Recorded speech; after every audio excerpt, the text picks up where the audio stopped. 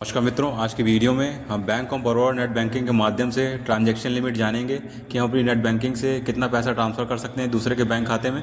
तो चलिए वीडियो शुरू करते हैं। सबसे पहले आपको सर्च टैब में सर्च करना है BOB वर्ल्ड नेट बैंकिंग। तो आप इस वाले पेज पे आ जाएंगे तो सबसे ऊपर आपको लाल बॉक्स के अंदर लिंक दिखाई दे रहा होगा BOB world internet banking, net banking, online banking. तो आपको सीधे इसमें क्लिक कर देना है। फिर आप यहाँ अगले पेज पे आ जाएंगे तो आपको ऊपर की ओर दाएं साइड में लाल बॉक्स के अंदर दिखाई देगा लॉगिन वाला बटन नीले रंग से। तो आपको उसमें क्लिक कर देना है। आपके सामने एक पॉप विंडो खुल के आएगी तो आपको ऊपर की ओर बाएं साइड में पहला विकल्प दिखाई देगा लाल बॉक्स के अंदर BOB world internet net banking India. तो आपको उसमें क्लिक कर देना है। फिर आप यहाँ अगले पेज पे आ जाएंगे तो आपको मध्य में यहाँ पे एक विकल्प दिखाई देगा यहाँ पे बाईं ओर काले बॉक्स के अंदर रिटेल यूजर्स लॉगिन। तो आपको उसमें क्लिक कर देना है। फिर आप यहाँ अगले पेज पे आ जाएंगे तो बाईं ओर आपको अपने यूजर ID डाल के और पासवर्ड डाल के अपने नेट बैंकिंग पेज लॉगिन कर लेना है। चलिए हम कर लेते हैं। फिर आप अपने नेट बैंकिंग पेज सफलतापूर्वक लॉगिन हो जाएंगे तो आपको ऊपर की ओर दाएं साइड में विकल्प दिखाई देगा सर्विसेज का, काले एरोस दर्शाया जा रहा है। तो आपको उसमें क्लिक करना है। फिर आपके सामने दूसरे विकल्प बोल के आएंगे नीचे की ओर। तो आपको यहाँ पे एक विकल्प दिखाई देगा नीचे की ओर काले बॉक्स के अंदर जनरल सर्विसेज का। तो आपको उसमें जैसे ही उसमें क्लिक करेंगे तो आपको दाईं ओर दो विकल्प खुल के आएंगे। तो आपको जो पहला विकल्प दिखाई देगा ट्रांजैक्शन लिमिट इंक्वायरी का।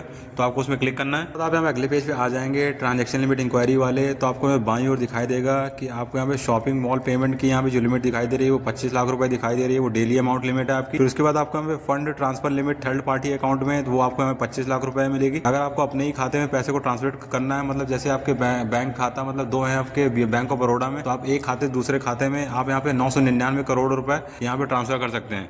फिर उसके बाद आपको यहाँ पे fund transfer other bank account, तो आप उसमें 25 लाख रुपए यहाँ पे कर सकते हैं। फिर उसके बाद आप पेज को स्क्रॉल डाउन करेंगे नीचे। उसके बाद जो आपको IMPS फंड ट्रांसफर लिमिट आपको यहाँ पे 5,20,000 रुपए मिल रही है। उसके बाद आपको यहाँ पे स्टेट टैक्स पेमेंट में आपको 999 करोड़ रुपए यहाँ पे पेमेंट कर सकते हैं। उसके बाद आपको यहाँ पे भारत बिल पेमेंट में आप यहाँ पे 10 लाख रुपए तक यहाँ पे अपने बिल पेमेंट यहाँ पे कर सकते हैं। उसके बाद फिर आप यहाँ पे अपने PFF अकाउंट में यहाँ पे 1.5 लाख रुपए तक ट्रांसफर कर सकते हैं। उसके बाद अगर आपको अपने क्विक ट्रांसफर अगर MMID के माध्यम से करनी है और या फिर NEFT के माध्यम से अपने बैंक अकाउंट मतलब बैंक के अंदर ही करनी है, तो आप यहाँ 25,000 रुपए तक यहाँ पे कर सकते हैं। उसके बाद आप यहाँ पे नीचे की ओर देखेंगे तो आपको दिखाई देगा ट्रांसफर टू SSY अकाउंट्स। तो SSY का मतलब यहाँ पे सुकन्या समृद्धि योजना वाले अकाउंट होते हैं जो हमारे, तो उसमें अगर आप यहाँ पे 1.5 लाख रुपए तक ट्रांसफर कर सकते हैं। फिर उसके बाद आपको नीचे दिखाई देगा with in bank transfer to virtual account. अगर आपको विद इन अपने बैंक के अंदर ही अगर आपका कोई वर्चुअल अकाउंट है मतलब होते हैं, तो उसमें आप यहाँ 25 लाख रुपए तक यहाँ पे ट्रांसफर कर सकते हैं। वीडियो में इतना ही था। तो आप भी सेम प्रक्रिया से जैसे मैंने वीडियो में बताया, तो आप भी अपनी यहाँ पे ट्रांजैक्शन लिमिट यहाँ पे जान सकते हैं कि आप अपनी नेट बैंकिंग के माध्यम से कितना यहाँ पे फंड ट्रांसफर कर सकते हैं दूसरे खाते में अपने खातों में। तो आप भी चाहे सेम प्रक्रिया जान सकते हैं। मैं आशा करता हूँ आपको वीडियो अच्छा लगा होगा। अगर वीडियो अच्छा लगा तो वीडियो को लाइक करिए, चैनल सब्सक्राइब करें और कमेंट जरूर करें।